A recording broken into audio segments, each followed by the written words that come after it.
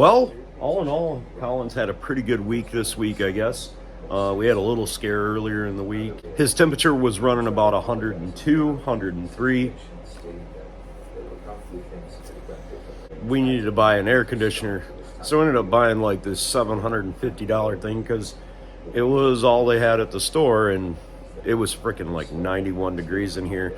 I had said something to the insurance company about 2 weeks ago, and they had been planning on building an on-site room for Colin for the past year.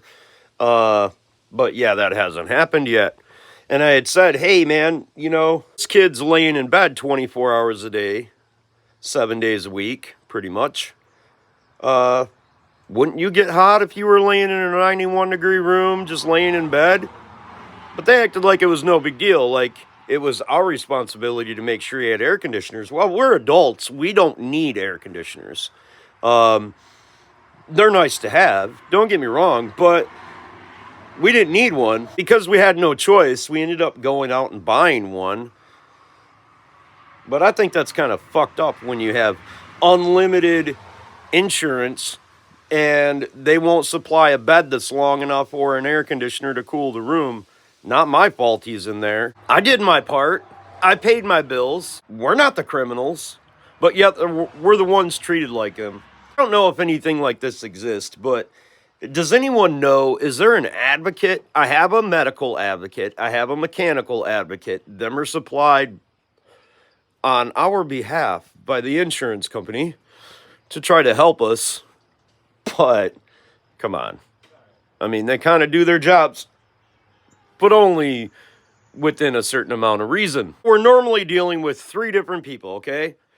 Our insurance adjuster, medical advocate, and mechanical advocate. We'll just call them that for simplicity's sake. If you say something to one, the other one will say, well, you have to ask this one. And it just goes around and around in this big circle jerk. It's kind of humorous, actually, how grown adults like pass the buck to one another. Just thought I'd throw that in there. So is there an advocate that can go between me and the other advocates to speak? And I'm not talking about an attorney. I don't want an attorney because they cost money, and anything that they get for you, they're going to take a part of. And that just doesn't make any sense to me. We shouldn't have to have an attorney. We shouldn't have to be fighting for things that are just common sense, like a wheelchair van, a bed that's long enough, or a air conditioner for that matter. Don't get it twisted. We have a wheelchair van. We have a bed. It's a really nice bed. A guy donated it. Super good dude. It's just not long enough, unfortunately, because of Colin's height. And now we have an air conditioner, so whatever. Even though I'm a content creator, does not mean that my week is not full of work. I have a full-time job. I actually work about 60 to 70 hours a week as it is. And I do not have time to sit there and hold people's hands and get them to do what adults are supposed to do. Okay? Nobody forces me to get up out of bed and go to work, but I do. Anyways, moving on. Plus, it was really cool because this week, this gave me chills when I was watching this. Pat take it. Recorded this, and Very good. I've never seen him do that, but she probably sees it all the time. He took in some yogurt. Doesn't do that a lot. Doesn't eat a lot of stuff through his mouth, so, we're very happy with that. We got a little bit of another scare, was that he needed to have another surgery on his trach. It is what it is. It's not closing up the way it's supposed to because he's breathing through his mouth and his nose now. But we're still super excited about that. He's been moving quite a bit more. Moving is a general term because normally he doesn't do a whole lot, but he has been more active, I guess, in a way. So that's positive stuff.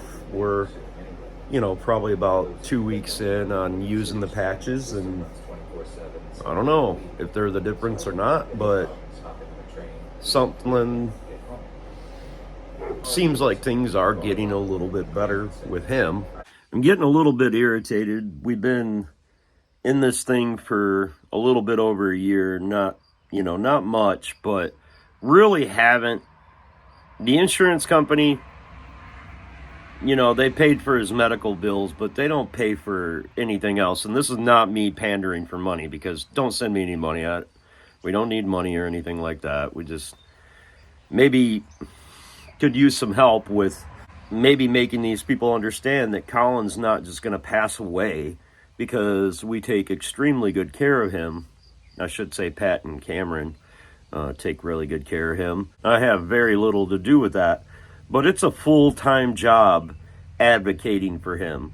They have made laws and rules that only benefit the insurance company. They do not benefit the families of the insured victims of these crimes.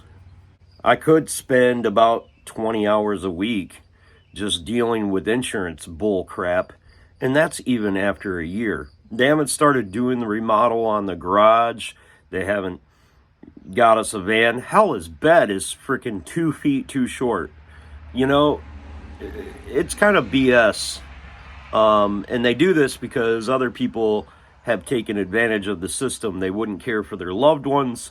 They just took money and vehicles and all sorts of stuff. So you can kind of understand why they make the laws and the rules that they do, but they make them because of the few. I think most people would take care of their loved ones in this situation, but because of a few bad people like us that are real human beings, we suffer.